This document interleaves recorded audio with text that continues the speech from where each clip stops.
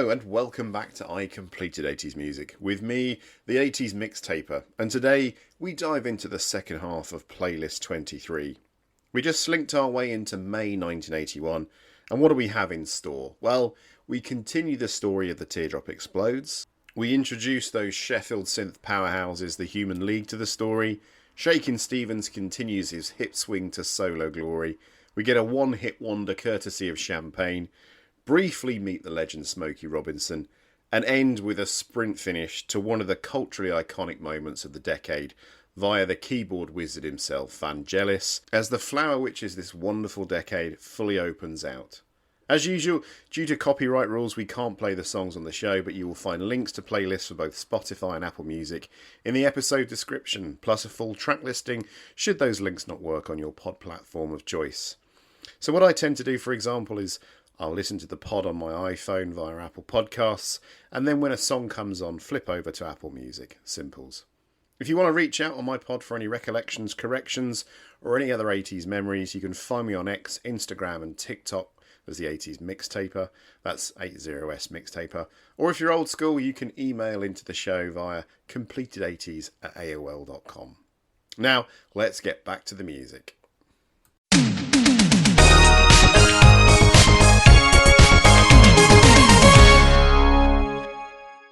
In the spring of 1981, Liverpool's The Teardrop Explodes stood on the precipice of their success, their boots still muddy from the triumphant march of reward, a brassy number 6 UK hit that had blasted them out of the post-punk underground and onto Top of the Pops. Julian Cope, the band's lanky, wild-eyed frontman, was no longer just a local eccentric, but a figure teetering between prophet and prankster, his mind a kaleidoscope of LSD and ambition. Their follow-up, Treason, It's Just a Story, re-released in May 1981 with a fresh remix, climbed to number 18 on the UK singles chart, lingering for 8 weeks like a strange guest at a fading party. This is the story of a song, jittery, introspective, and laced with the unease of a band unravelling even as it reached for the stars. Let's step into the haze and trace its contours. This is track 8, playlist 23.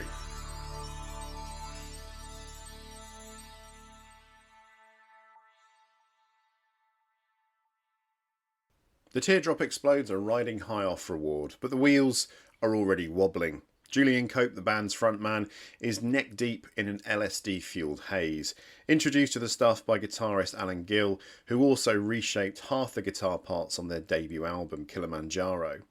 The band's moved to London, soaking up the buzz, but Cope's retreating into what he later called a period of unrestrained megalomania. By 1981, they're a mess of lineup changes. Keyboardist Jeff Hammer and bassist Alfie Aegis are new hires to keep the touring machine rolling, freeing Cope to wail and strum rhythm guitar. It's a band on the cusp, both peaking and fracturing, and Treason captures that tightrope walk. Originally dropped in February 1980 as their third single on Zoo Records, Treason flopped, failing to chart. It was a raw cut recorded with producers Clive Langer and Alan Winstanley, paired with a B-side Read It in Books, a tune Cope co-wrote with Echo and the Bunnyman's Ian McCulloch back when they were mates. Fast forward to 1981, post-reward glow, and the band, now signed to Mercury, hands the track to producer Hugh Jones for a remix. This version, punched up with a brighter, more anthemic pulse, hits the charts and lands on the reissued Kilimanjaro, which itself climbed to number 24 on the UK albums chart. The single's sleeve, by the way, sports a cryptic butterfly in African art style, classic Cope, always leaning into the obscure. Let's get to the song itself. Treason, It's Just a Story is a 3-minute burst of nervy, acoustic-driven pop with a psychedelic edge, less bombastic than Reward, but no less urgent. The lyrics kick off with, I've been living through changes, and I could swing for you. I can see the veins in my hands are showing through. It's Cope showing his vulnerability, his voice teetering between defiance and paranoia, like he's confessing to a crime he didn't commit. The chorus, Until You Realise It's Just a Story, feels like a plea to snap out of it, though whether it's love, betrayal, or an acid trip, it's anyone's guess. Some fans on Song Meanings speculated it's about Cope's LSD binges, and given his own admissions, that's not a stretch. The line, is it real or is it treason, lands like he's questioning reality itself. Musically, it's a pulsar of jangly guitars and driving rhythm, almost with a slightly kind of doorish organ sound driving the track, and with Gary Dryer's drums, his steady hand as the band's heartbeat, locking it all in. It's catchy, sure, but there's a resignation to proceedings, a sense of Cope's unravelling. The 1981 remix polishes the rough edges from the 1980 cut, making it radio-friendly without losing its quirks. You can hear why it clicked. It's got that timeless pop shimmer, as Wow Vinyl noted, calling it a song that could have been a hit from any era from the 60s onwards. The B-sides, Read It in Books and Use Me, add depth, with the latter showing up on the 2023 Culture Bunker 1978-82 compilation, alongside a live version from Club Zoo in Liverpool, and even a French take, Treason. Context matters here. The Teardrop Explodes were part of Liverpool's post-punk scene, rubbing shoulders with Echo and the Bunnymen, who we met last episode, and OMD, but they were always the oddballs, named after a psychedelic panel in a Daredevil comic. By 81, they're on top of the pops, with Cope allegedly tripping balls, wearing a ripped pillowcase as a shirt. The band's chaos, lineup shifts, Cope's druggy spiral, tensions with keyboardist David Balfe, mirrors the song's jittery vibe. Yet, as the Quietest put it, there's a vulnerability and confidence in Treason that still makes your heart skip. It's not Reward's brassy swagger, it's more like a diary entry set to a melody you can't shake. The legacy: Treason got a nod from indie pop band Fat Tulips in 1991, who covered it on their Tulip Explodes EP. It's on Spotify, from the original Kilimanjaro cut to the Flawed Genius compilation, still spinning for fans who dig its raw, weird charm. For Cope, it's a vignette, or a band burning bright and burning out, a moment before Wilder, their darker second album, and the eventual implosion in 82. If Reward was the party, Treason is the morning after, hungover, reflective, but still humming with life. So we've now introduced the Liverpool bands, let's continue to introduce the Sheffield groups, and this next one is a biggie. A couple of episodes ago we met Heaven 17, this next band's sometimes rivals. In the spring of 81, this northern city's pulse thrummed with the clank of fading industry and the hum of something new. The steel mills, once the lifeblood of Sheffield, were rusting into relics, but in their shadow, a different kind of forge was sparking. One of synth's ambition and a band called the Human League. Their single, The Sound of the Crowd, released in April and climbing to number 12 on the UK singles chart by May, was more than a song, it was a signal.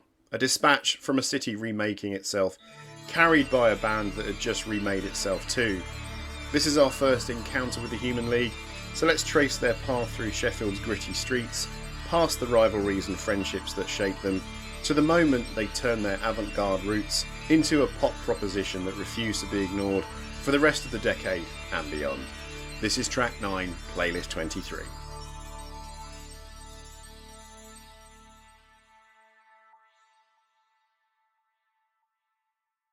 Let's start with the Sheffield scene in the late 70s. This is a city hammered by industrial decline, where the steel foundries are rusting and the kids are restless. Out of this grit comes a wave of electro-experimental bands, Cabaret Voltaire, Clock DVA, and a group called The Future, which splinters into the Human League in 1977. The League's original lineup is Phil Oakey, a hospital porter with a flamboyant androgynous style, think asymmetrical hair and eyeliner that could cut glass, joined by keyboardists Martin Ware and Ian Craig Marsh, plus visual guy Adrian Wright, who's got slides and vibes but no musical chops. They're not chasing punk like the rest of the UK, they're obsessed with synths, Kraftwerk and sci-fi dystopias. Their debut single, Being Boiled, recorded in a disused factory for £3, is a stark, pulsing oddity that catches David Bowie's ear. He calls them the future of rock and roll in 1979, but commercial success, no. Their first two albums, Reproduction in 1979, peaking at number 34, and Travelogue in 1980, hit number 16, they're critically loved, but don't move the needle much.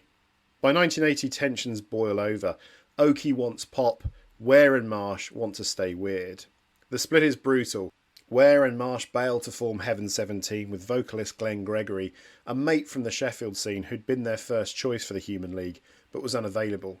Heaven 17's debut single, We Don't Need This Fascist Groove Thang, which we heard in episode 21, drops in March 1981, a funky political jab that charts modestly but sets their tone.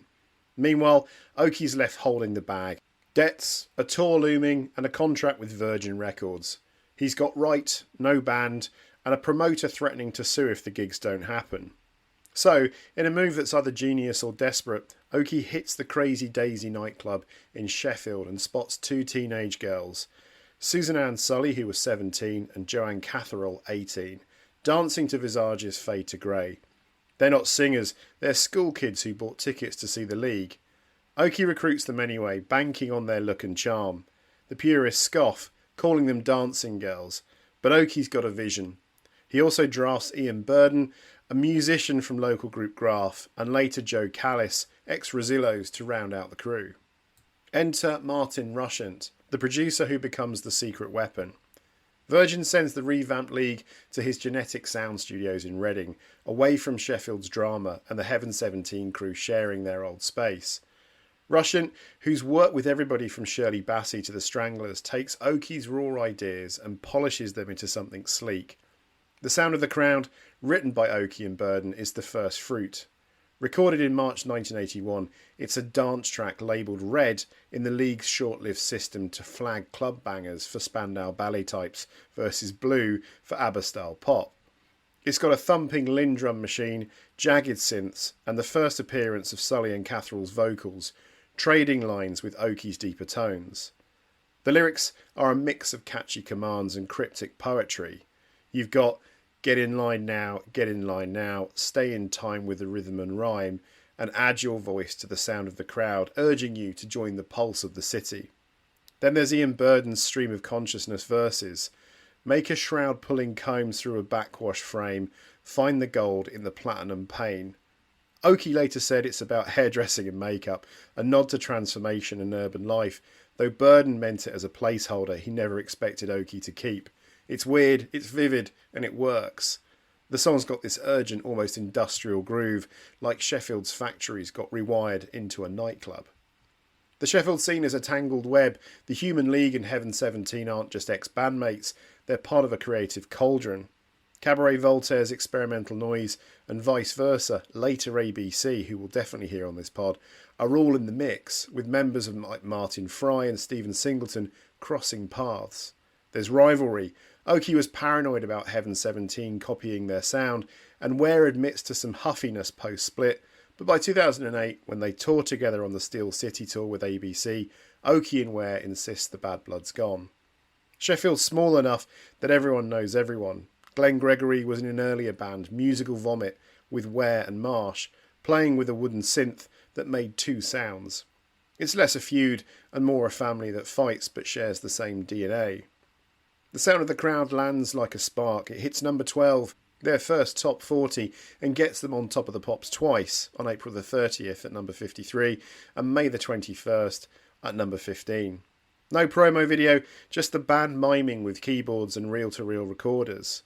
It's the springboard to Dare, their third album, which drops in October 1981 and tops the UK albums chart, spawning Don't You Want Me, the Christmas number one that sells 1.6 million, and a song we'll definitely hear. But The Sound of the Crowd is the turning point, the proof Oki's gamble paid off. It's raw, it's bold, and it's the sound of Sheffield dreaming big. For track 10, we're back with Shakin Stevens, now beginning to be in his pomp. Much like Adam and the Ants, he is one of the first pop stars I remember. Double denim, swinging his hips around, sort of weirdly akin to remember Heidi High at the time. Energetic but friendly. Last time we hung out with his 1981 chart topper This Old House, a barn-burning cover that turned a dusty country spiritual into a UK number one banger. Now we're sliding into April of that same year to talk about You Drive Me Crazy, the second single from his album Shaky, a track that's pure, unfiltered Pompadour-fueled pageantry. This one was also a hit, peaking at number 2 on the UK singles chart for 4 weeks. Stuck behind Adam and the Ants' Stand and Deliver, a song we hear next week, like a hot rod tailgating a cosplay parade float. Press play now.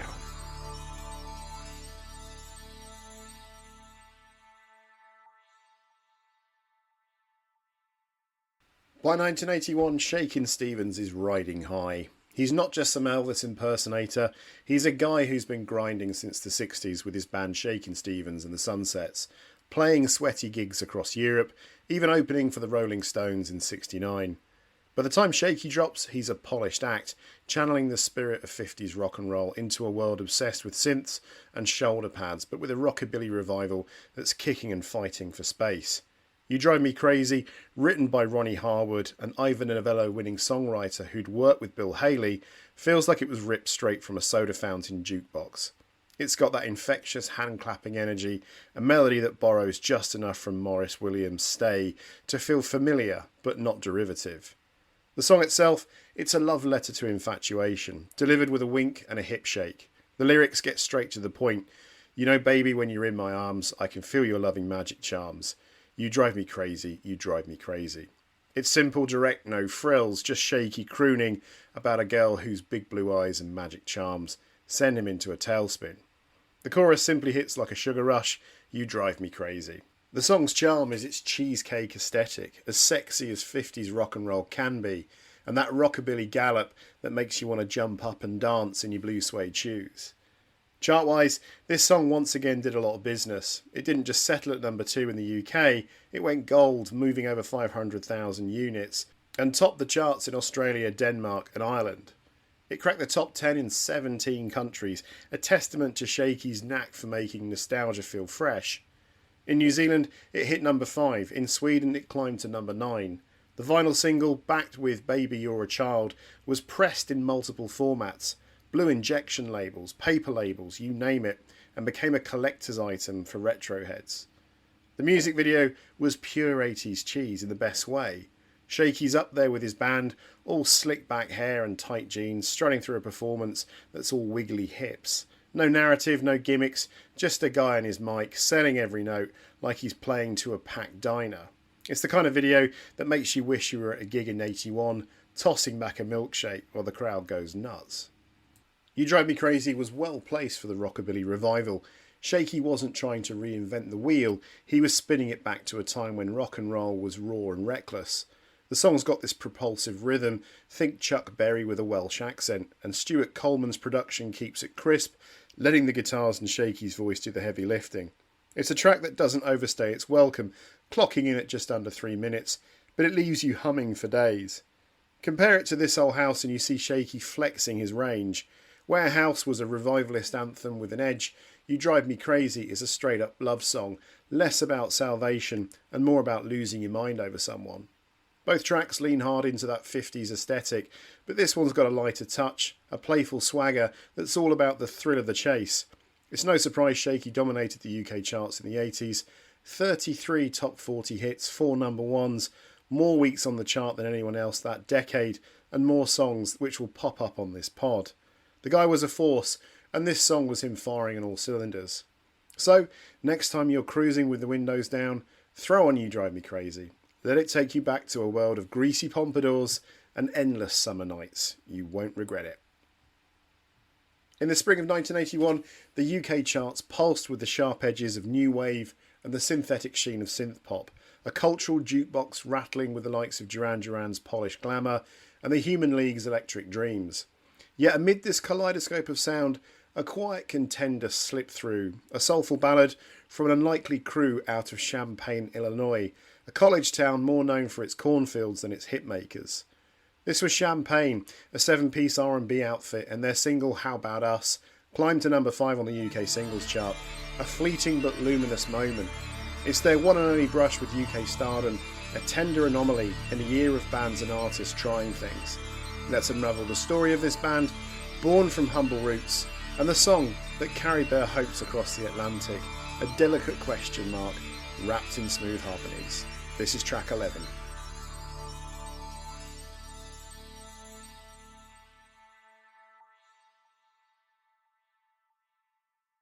Champaign, the band, didn't come from a champagne-soaked penthouse, but from Champaign, Illinois, home of the University of Illinois and its many technically gifted alumni, from the founders of AMD to the founders of YouTube. Formed in 1981, the septet was a tight-knit crew. Paulie Carmen and Rena Jones, later Rena Day on vocals, Michael Day and Dana Walden on keyboards, Leon Reeder on guitar, Michael Reed on bass, and Rocky Maffitt on drums and percussion. These weren't kids fresh out of the garage, they were seasoned players with roots in an earlier outfit called the Water Brothers Band. Back in 1975, that group, featuring Walden Reeder, Keith Harden, Scott Karlstrom and Bobby Carlin, cut a version of How About Us as a B-side to a single called Have You Ever Been Lonely on Sky Records. It went nowhere, a dusty 45 spinning in obscurity. But when the Warner Brothers evolved into Champaign, they dusted off that track, polished it up and turned it into their golden ticket. The band's debut album, How About Us, dropped in 1981 on Columbia Records, and the title track was their shot at the big time. Written by keyboardist Dana Walden, it's a romantic ballad with a deceptively simple premise. Two people wondering if their love can last. Released on Valentine's Day 1981, it was a calculated move to tug at heartstrings, and it worked. In the US, it climbed to number 12 on the Billboard Hot 100, hit number 4 on the R&B chart, and topped the adult contemporary chart for 2 weeks. Across the pond, it peaked at number 5 on the UK singles chart on May the 9th, 1981, a rare transatlantic win for a band that wasn't chasing the new wave trend or riding the disco and funk train. Let's talk about the song itself. How About Us is smooth soul at its finest, with Paulie Carmen's lead vocals gliding over a bed of lush keyboards and a rhythm section that's tight but never showy. The lyrics set the scene. Some people are made for each other, some people can love one another for life. How about us? Some people can hold it together, last through all kinds of weather. Can't we? The song's strength is in its sincerity, asking a question anyone who's ever been in love has whispered in the dark. The chorus lands unabashedly, with Carmen and Jones' harmonies wrapping around like a favourite sweater. What makes this track stick is its restraint. The production, handled by Leo Graham, doesn't overdo it with synths or gimmicks. The melody shimmers, the bass hums and the drums keep it steady, letting Carmen's voice carry the weight. It's the kind of song you'd hear on a late night drive, the radio glowing in the dashboard, and for 3.5 minutes you're lost in the possibility of forever. It's no shock that it topped the adult contemporary chart. This was music for grown folks, not the kids pogoing to Adam and the Ants. So who were Champaign before this moment? They were a band born from a place that didn't scream hit factory. Champaign, Illinois was more about agricultural science and college bars than music industry hustle. The Warner Brothers band had been grinding in the mid-70s, playing local gigs and cutting small-time records. When they rebranded as Champaign, they kept the core, Walden, Reeder and Day, while adding Carmen's silky vocals and Jones's harmonies. They were R&B with a touch of jazz and soul, not trying to out-funk Rick James or out-pop Duran Duran. Their sound was a throwback to the smooth grooves of the OJs and the Chi-Lites, with a polish that fit 1981's airwaves. The UK chart run for How About Us was a fluke in the best way. In a year dominated by the Human League's Don't You Want Me, the UK's best-selling single of 1981 with 1.15 million sales, and Adam and the Ants' theatrical swagger, Champaign slipped in with a song that didn't demand attention but earned it. It spent weeks in the top 40, a testament to its quiet charm in a loud year. It hit number 5, a peak that outshone their US performance and made them a one-hit wonder in the UK, never to return to those heights. After How About Us, Champaign kept going. Their 1983 album Modern Heart had a number 2 R&B hit with Try Again, and 1982's Woman in Flames delivered Off and On Love. But the UK wasn't listening anymore. Michael Reed left before the second album, and by 1990 the band reunited for Champaign 4, with Trials of the Heart scraping the R&B charts. Paulie Carmen carried the torch solo, dropping albums like Dial My Number in 1986 and later remakes of How About Us. Sadly, Michael Day passed in 2001, but Carmen's still out there, keeping the name alive. I love the song because of its understated ache, the way it captures love's fragile hope without shouting. In 1981, it stood out against the UK's punky edge and synth-driven sheen, a soulful outlier that didn't try to be anything it wasn't. It's not a banger you blast at a party, it's the song you play when you're all alone, wondering if you and someone else can make it through the storm. And for Champaign, that one moment was enough to etch their name in the charts, even if the UK never called them back. For track 12, we're in Detroit. It's 1981. Smokey Robinson, the velvet-throated bard of Motown, steps into the studio, his eyes carrying the weight of 2 decades in the music game. At 41, he's no longer the young dreamer who turned heartbreak into hits for the Miracles. He's a man navigating a new era where synthesizers hum and MTV's glow is just over the horizon. Here, in the dim light of a recording booth, he lays down Being With You, a single that will soar to number 1 in the UK singles chart for 2 weeks in June and peak at number 2 on the Billboard Hot 100, trailing only Kim Carnes' Betty Davis Eyes, a song from our very next podcast. It's a song that feels like a whispered secret, a love letter wrapped in a groove so smooth it could glide across a frozen lake. Let's trace Smokey's path to this moment and examine why this track, born of a fluke and finished in a fevered night, captures a soul icon at his most tender.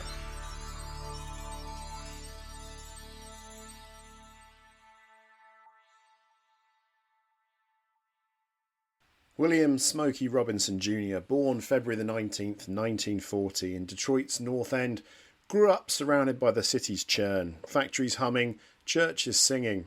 As a teenager, he formed the Five Chimes in 1955, a doo-wop outfit that became the Miracles by the time they met Barry Gordy in 1957.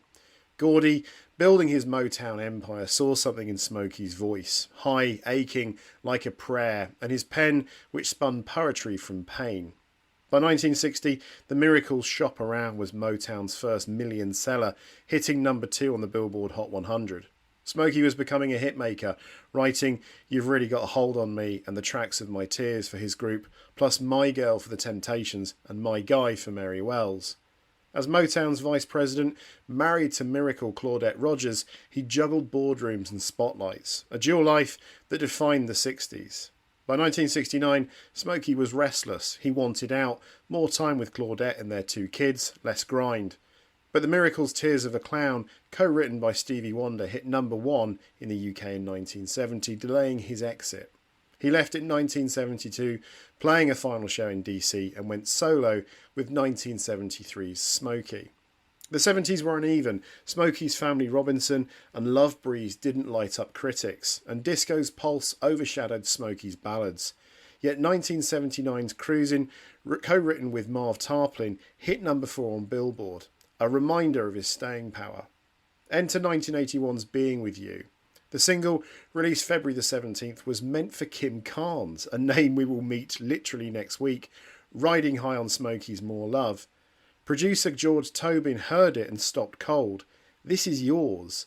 Recorded in a single night, finished the next, it featured Claudette and Robert John on backing vocals, Mike Piccirillo synths and steel drums, weaving a breezy feel. Throw in some very saucy 80s sax before that was a thing, and it sounded like a hit.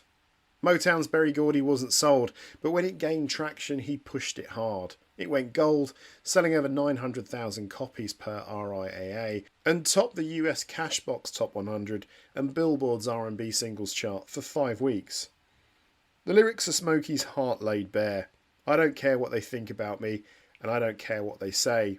I don't care what they think if you're leaving. I'm going to beg you to stay. It's love with a spine, brushing off gossip about a lover's heartbreak reputation. Smokey's falsetto dances over the melody, light yet raw, a plea wrapped in confidence. The song's structure shifts, verses to dreamy choruses to urgent alternate lines, keeping listeners leaning in. The saxophone slips in, because it's 1981, but it's subtle, letting Smokey's voice shine. Being With You is Smokey striking oil at a time when most stars are on the nostalgia circuit, past Motown's golden age, proving he could still command the charts. It's personal, maybe for Claudette, maybe for anyone who's loved against the odds. In a twist, Kim Carnes' hit kept it from Billboard's number 1, a nod to the song's strange origin. But it's Smokey's triumph, a quiet rebellion in soul form, delivered with the ease of a man who's seen it all and still believes in love. Our final song today, and it's a big moment in the 80s, a cultural waypoint for both music and film. We've talked about how Sheena Easton's Modern Girl was the clarion call for when the 80s began, or OMD's Enola Gay as the song you'd play to demonstrate to aliens what 80s synth-pop was. And we've had the arrival of Adamant, Duran Duran and Spandau Ballet. Make no mistake, the 80s are now very much in effect. But no song quite paints the blue skies, flower buds bursting open, and the sappy verdant greens of May, and the sunlit uplands of the decade as this next song. In the dim glow of a London studio, 1981, Vangelis, a name that hums with the weight of myth, sits alone surrounded by a fortress of synthesizers, his fingers coaxing sounds from the future to score a story from the past. Fresh off his 1979 collaboration with John Anderson on I Hear You Now, a dreamy prog rock swirl, he's now tasked with breathing life into Chariots of Fire, a film about two British runners chasing glory in the 1924 Paris Olympics.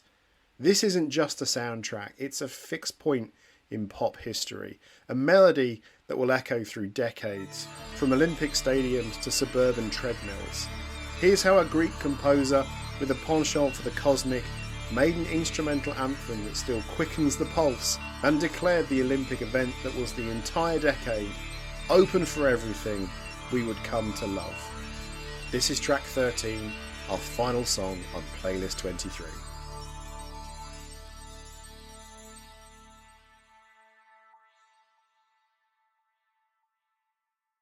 Picture Vangelis in his Nemo studio, a sonic alchemist at work. He's been wielding synthesizers since his days with Aphrodite's Child, through solo albums like Opera Sauvage and China, where he painted soundscapes vast enough to rival galaxies. Director Hugh Hudson, who'd crossed paths with Vangelis on Paris ad shoots, hears those records and knows this is the guy for Chariots of Fire. The film, a David Putnam production, follows Eric Liddell and Harold Abrahams, runners grappling with faith and prejudice, set against the hymn Jerusalem, and its line, "Bring me my chariot of fire." It's a period drama, starchy uniforms, old-fashioned athletics. So why does Vangelis, as he told the Washington Post in '81, go full synth? I'm a runner at the time, or in the stadium, or alone in the dressing room, and then I compose. He plays every note himself. Yamaha CS80, acoustic piano, drums, percussion, a solitary act of creation that feels almost sacred. The result is titled, later dubbed Chariots of Fire titles, on the charts. A track that pulses with a piano riff so indelible it's practically a global reflex. It's not just music, it's a feeling, triumph, struggle, the burn of ambition, and the glorious, almost ejaculatory celebration. It's wrapped in synths that somehow fit a story 6 decades earlier. Released on March the 31st, 1981, the single climbs to number 12 on the UK singles chart, a solid run for an instrumental. In the US, it's a juggernaut, entering the Billboard Hot 100 at 94 in December 81, inching up for 21 weeks to claim number 1 on May the 8th, 1982, toppling Joan Jett's I Love Rock and Roll. It's the only Greek act to hit number 1 in America, and one of the last instrumentals to do so. The soundtrack album dominates too, holding number 1 on the Billboard 200 for 4 weeks, selling 3 million copies in a year. Vangelis wins an Oscar for Best Original Score, outshining John Williams' Raiders of the Lost Ark. He skips the ceremony, he hates planes, and learns of his win via a morning call. The film, a 60 million grossing Best Picture winner, owes its soul to that beach scene, runners slogging through the surf, Vangelis' theme building, swelling like a tide. It's iconic, parodied everywhere, The Office, National Lampoon's Vacation, your local 5K. The melody graces Olympic broadcasts, Apple's Macintosh reveal, and countless montages. Yet Vangelis, ever the contrarian, told De Telegraph in 1981 that his Mutiny on the Bounty score was endlessly more interesting. A vocal version, Race to the End, sung by Melissa Manchester in '82, carries John Anderson's "There's a dream in everyone, there's a race to be won, and I feel it in my heart, I will run, I will run." It's heartfelt if a bit literal. Vangelis even fended off a plagiarism suit over similarities to a Stavros Logoridis track, winning by proving those core notes F, G, A, G echoed in his earlier work. Chariots of Fire isn't just a melody, it's like a magnetic pole and represents the first deeply 80s cultural watershed for us all, a synth-soaked hymn to human striving. Vangelis took a modest film and gave it immortality, one piano note at a time. In return, we got everything which was to come. Tom Cruise, E.T., Madonna, Roland Rat, Steve Guttenberg, Cheers, Larry Bird, Magic Johnson and Michael Jordan, The Care Bears, Maradona, Neighbours, Wackaday, The A-Team, Transformers, Howard's Way, Only Fools and Horses, Police Academy, Bros, luminous colour Bermuda shorts, Live Aid, Knight Rider, and on and on and on and on. Of course, Vangelis developed none of these things, but the moment Chariots of Fire lands in 81, the sky turns blue, the flower bud bursts on a sappy May morning, and we know that the next 8.5 years are going to be utterly glorious.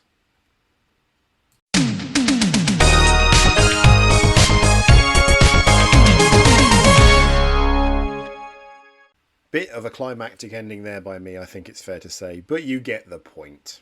Anyway, we have now reached the end of Playlist 23 as we move into late spring and early summer 1981. So what's in store on Playlist 24? As promised, the 80s have now started to get big. Still a little weird, but there are some proper name drops. We kick off with the aforementioned Kim Carnes with the raspy, beautiful Betty Davis eyes. We get Adam and the Ants back, this time dressed as dandy highwaymen. Grover Washington gets down and creates a love affair between Dr. Evil and his mini-me. We introduce one of my style favourites, Imagination, to the mix, and we end with some Toya. But the playlist doesn't end there, for in the week after, we get possibly Hazel O'Connor's best song, Randy Crawford's best song, and possibly Odyssey's best song too, amongst others. And it goes without saying, but if you can give the show a review on Apple Podcasts, or whatever platform you use, it goes a long way, please. But until next week, have a good one. Take care.